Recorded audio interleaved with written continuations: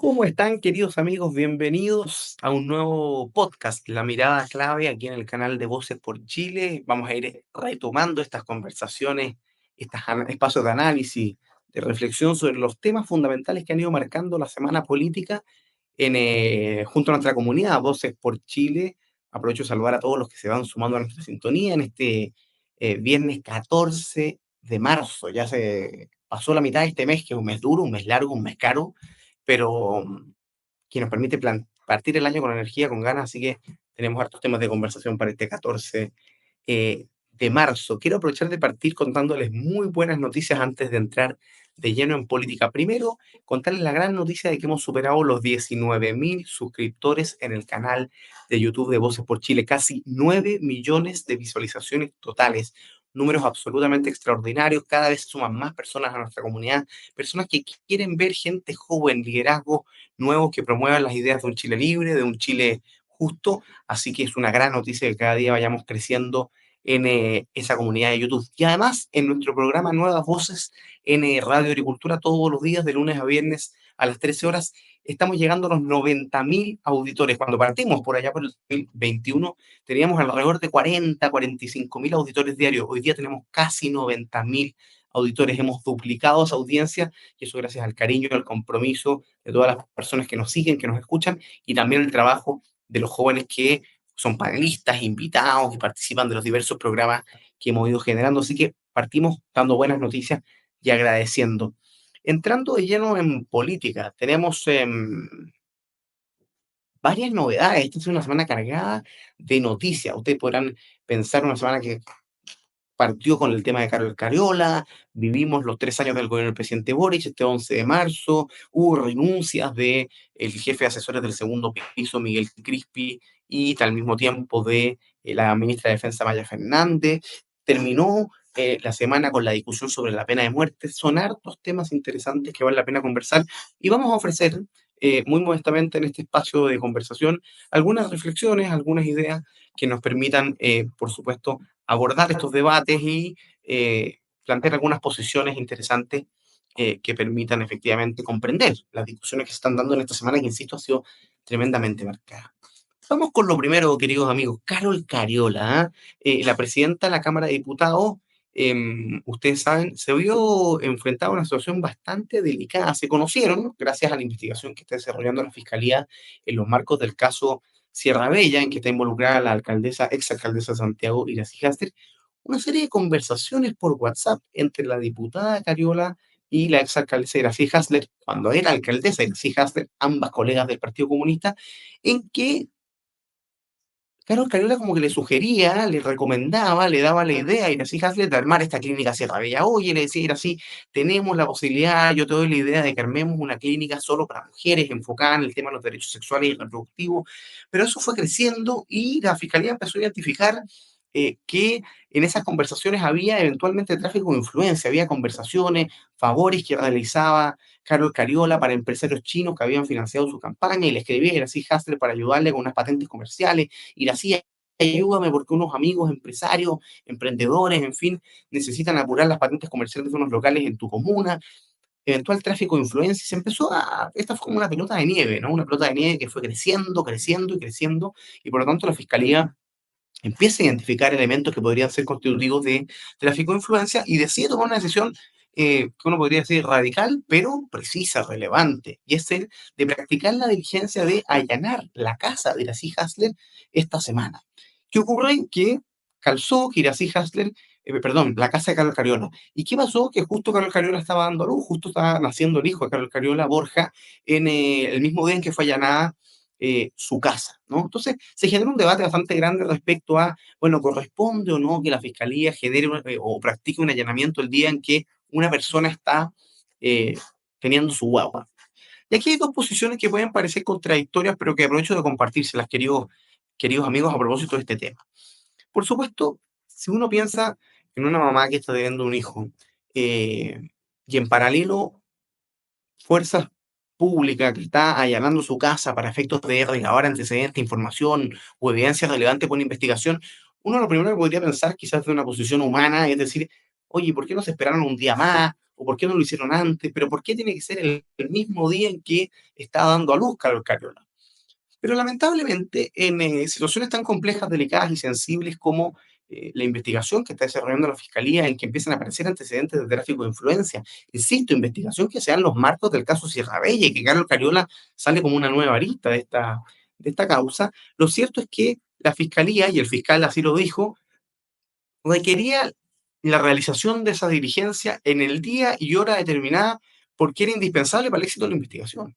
Dijo el fiscal que había habido contacto y se había más conocido por la opinión pública estas conversaciones entre las hijas de Ricardo Cariola y por lo tanto se debía hacer la diligencia en ese día. Ustedes saben que además cuando se ordena la práctica de estas diligencias, en general se ordenan con un plazo máximo, es decir, se pueden, eh, se pueden realizar hasta determinada fecha. Bueno, se dio dentro de ese plazo y calzó con el día en que Carlos Cariola dio a luz, cuestión que podría molestar en lo humano, pero que nunca nos puede llevar a pensar lo siguiente, nunca nos puede llevar a pensar que ciertas personas por sus condiciones personales y particulares, y mucho menos Carlos Cariola por ser diputado o presidente de la Cámara de Diputados, puede tener un trato especial por parte de la justicia. ¿Ah? Y por lo tanto me parece que la diligencia estuvo bien realizada.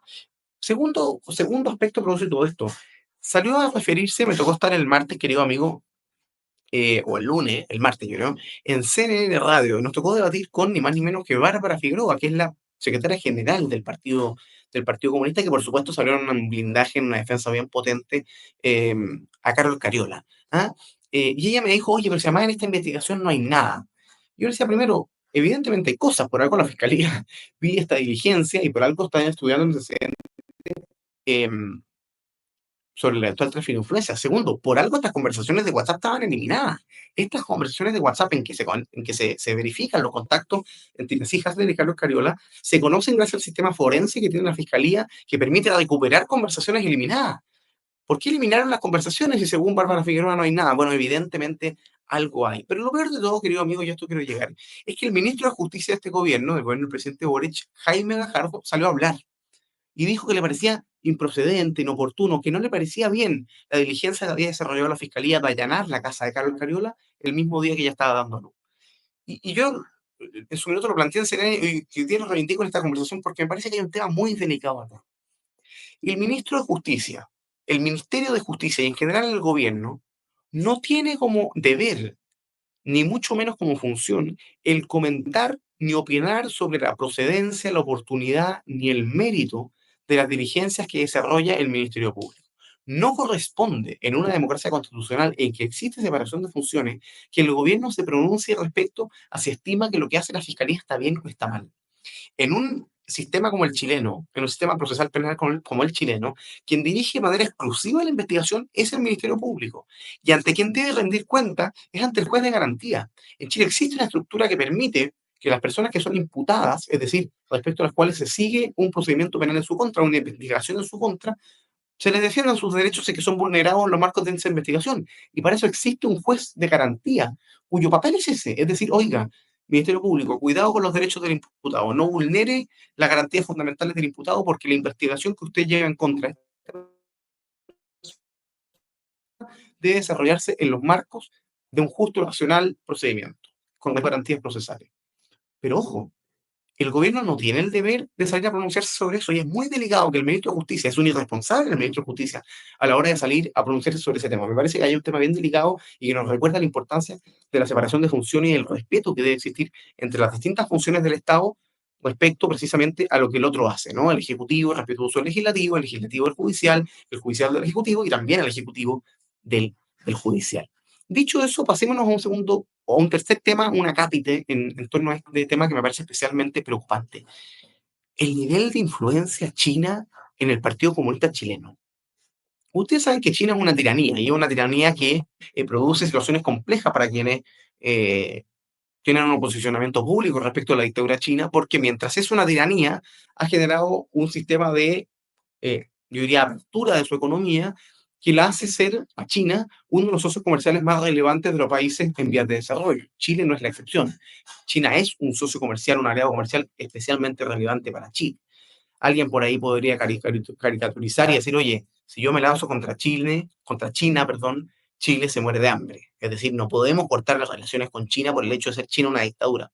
Ahora, El tema no es simplemente económico o meramente material. A mí me parece que en las relaciones que hay entre el Partido Comunista Chileno y China, hay un tema de fondo que vale la pena reparar y yo dejo el tema planteado, queridos amigos de nuestra comunidad, para que lo pensemos.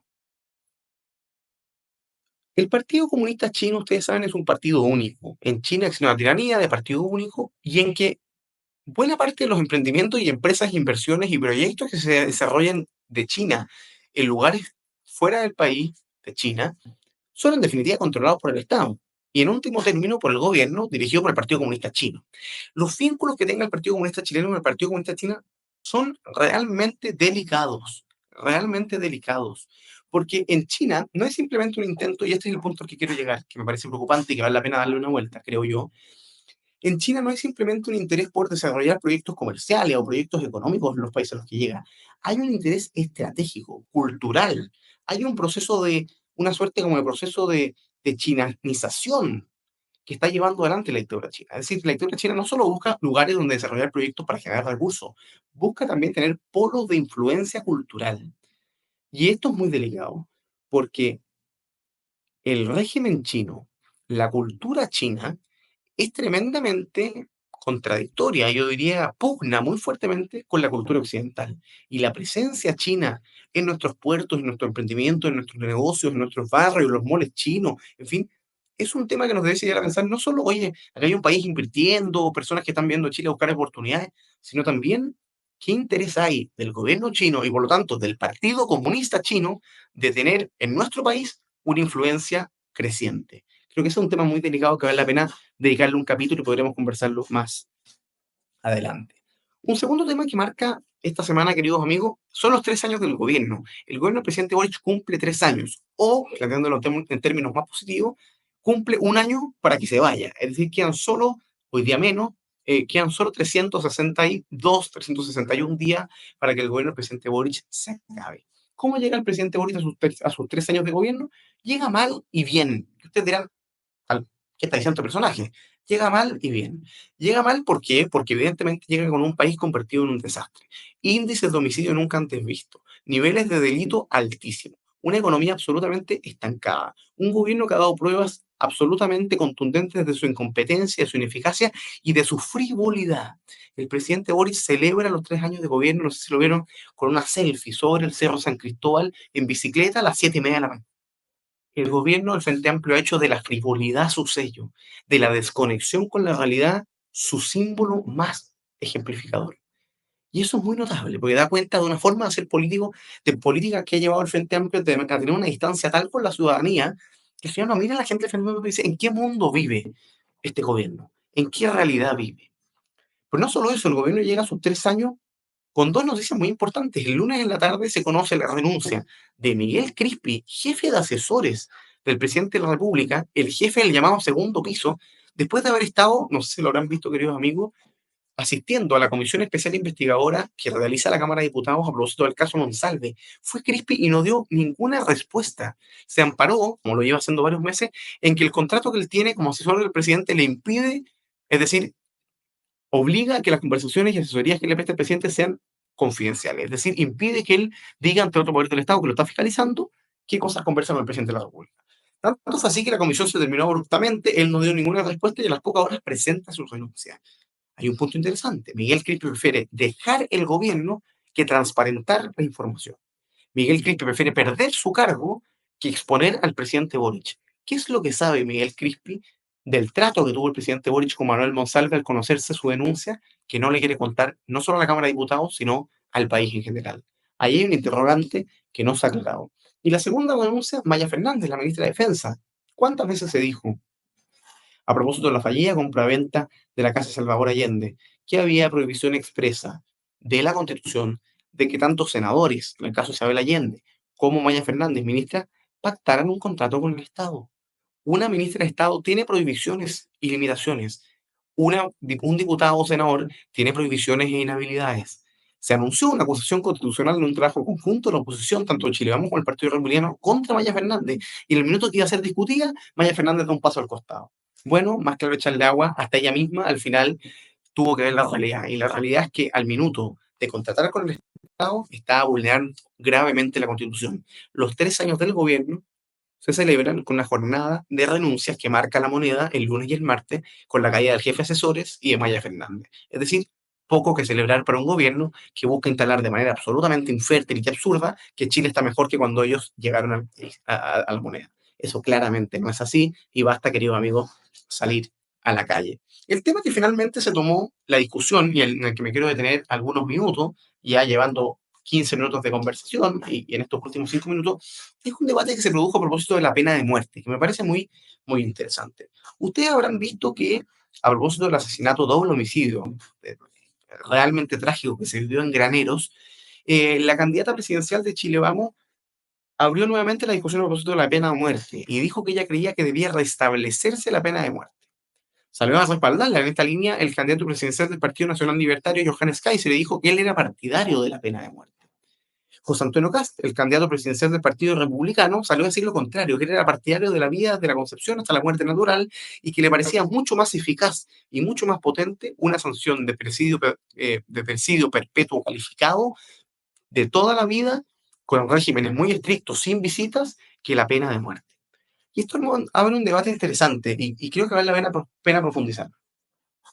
Ustedes saben que la pena de muerte, en los marcos de la doctrina de la Iglesia, siempre fue comprendida o mirada yo diría, con ojos de licitud. Es decir, para la doctrina católica, y esto lo comento a propósito de que hoy día viernes el arzobispo Fernando Chomalí publica una columna, un artículo en el Mercurio sobre este tema.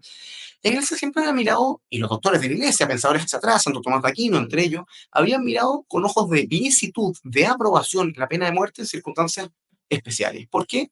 Porque la pena de muerte era entendida como una suerte de legítima defensa social. Es decir, como la herramienta que tenía la sociedad para defenderse de alguien que agravaba o agredía tan profundamente el bien común, que bueno, la sociedad tenía esta forma de defensa que era la pena de muerte. ¿Ya? En el entendido de que la vida humana que estaba en juego no era la vida humana de un inocente.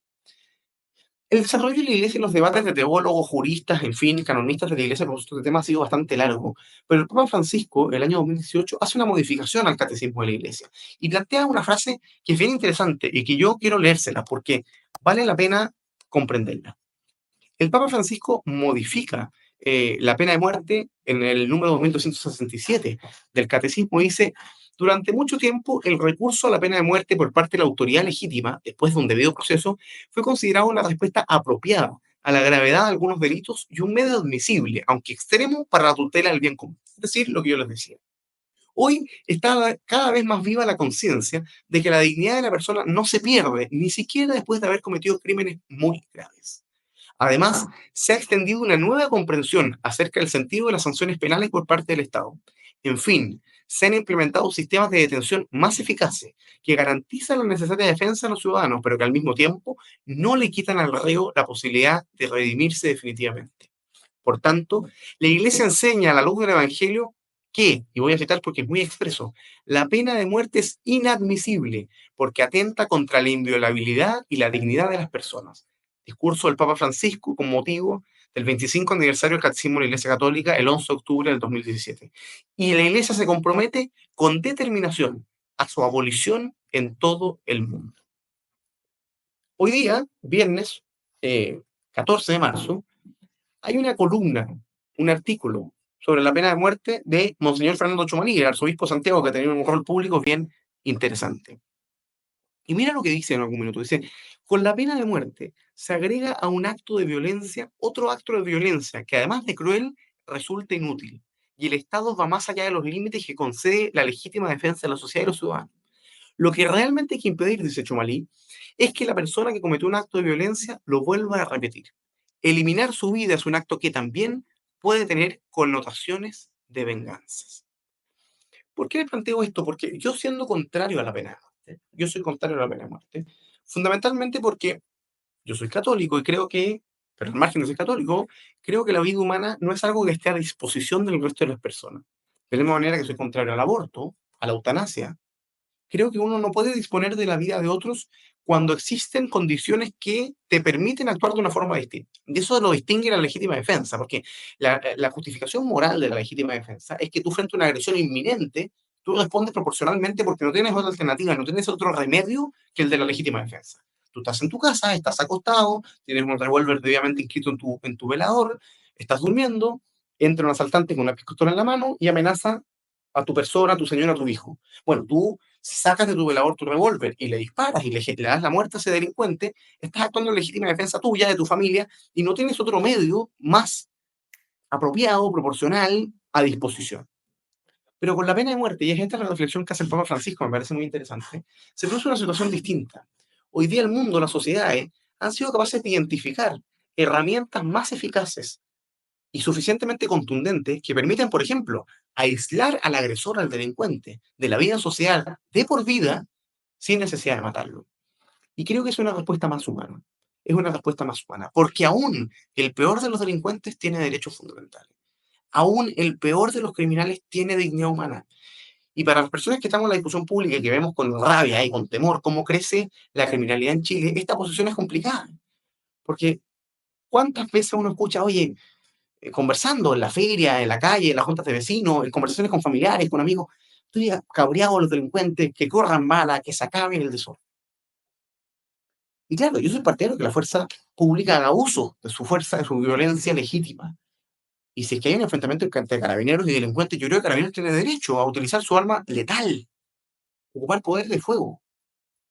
Pero distinto es que una vez que una persona ya fue aprehendida, es decir, el sistema ya fue capaz de detenerlo, lo procesó, hubo un debido proceso, es decir, él ya está retenido por el sistema judicial, se decía matarlo. A mí me parece que la respuesta más humana, pero no solo más humana, sino más eficaz, más efectiva, desde el punto de vista del combate a la criminalidad, es el de sanciones perpetuas, el de condenas muy largas que lo excluyan de la vida social y que le permitan ahí buscar un camino de rehabilitación. Creo que además, y esto lo dijo muy bien Arturo Esquella, el presidente del Partido Republicano, eh, en El Salvador, comentaban que uno de los problemas que tenía la pena de muerte era que impedía conocer información valiosa que pudiese ser útil para la investigación en el caso del crimen organizado. Porque los cabecillas de las bandas de crimen organizado, ¿cómo se llega hacia ellos? Bueno, por la delación que hacen sus subalternos. Es decir, tú tomas preso, aprendes a un subjefe, voy a inventar una categoría, de una banda de crimen organizado, y en los marcos de la investigación, de la interrogación, del proceso, él da información que permita al sistema llegar a la cabecilla del crimen organizado. Si tú a ese subjefe le aplicaras la pena de muerte, esa posibilidad no existe. Entonces, incluso desde el punto de vista de la efectividad, Bukele reivindicaba esta idea de que la pena de muerte no es el camino más efectivo. Les planteo esta reflexión porque creo que el tema de la pena de muerte da cuenta, a mi juicio, en el caso de Lin Matei, de harta desesperación. La última encuesta académica que había llegado, y alguno de ustedes la habrá visto el fin de semana, modificó importantemente el panorama político. Baja Matei 2 puntos, llega a 18, baja la barrera a los 20, 3 meses bajando, ha bajado casi 8 puntos en total, sube 3 puntos Kast, sube de la barrera el 10%, y Kaiser se mantiene firme en los 13 puntos. La suma Kast-Kaiser supera ampliamente a Matei, y Matei parece que viene en tendencia a la baja. ¿Será la desesperación la que hace a Matei pedir pena de muerte? ¿O será más bien su posición conocidamente contraria a la vida humana? Ella es partidaria del aborto, es partidaria de la eutanasia. Quizás es coherente que sea partidaria de la pena de muerte. Ahí hay desesperación. Nosotros no necesitamos el líder político que más grite en el tema de la seguridad. Necesitamos el líder político más grandilocuente, ni el más populista. Necesitamos el más serio y sobre todo el más creíble, el más dispuesto a asumir los costos que el combate frontal al crimen organizado va a tener en un próximo gobierno. Y en ese sentido, creo que la posición que toma José Antonio Kast, sabiendo que la pena de muerte es popular, el mantenerse firme en una convicción y dar una alternativa y decir, hay mejores y más eficaces para el objetivo que tenemos que terminar el crimen organizado, fórmulas que la de la pena de muerte, es la posición que un líder dispuesto a terminar con el crimen organizado debe tener. Querido amigo, cumpliendo ya casi 25 minutos de programa, aprovecho de agradecerle su sintonía, su cariño. Espero que esta conversación haya sido interesante. Vamos a retomar semana a semana estas conversaciones. Así que, por supuesto, los invitamos a suscribirse al canal de YouTube de Voces por Chile, a sumarse a nuestra comunidad a través de Instagram, @Voces por Chile en Instagram, todo escrito. Ustedes pueden sumarse a la comunidad, incluso se los voy a mostrar aquí en pantalla. Ustedes están en Instagram, van al canal de Voces por Chile, y Voces por Chile aquí dice 166 miembros. ¿Lo alcanzan a ver? Tú. Si ustedes pinchan ahí, pasan inmediatamente a la comunidad de Voces por Chile, donde vamos mandando información especial. Los que se quieran sumar, muy bienvenidos para que puedan formar parte de esa comunidad y recibir este podcast, La Mirada Clave, toda la semana y otro contenido exclusivo para la comunidad. Que tengan un gran fin de semana y nosotros nos escuchamos nuevamente toda la semana que viene en Nuevas Voces, en los canales, en los programas de Voces por Chile y en este podcast el próximo viernes. Un gran abrazo y que estén muy bien.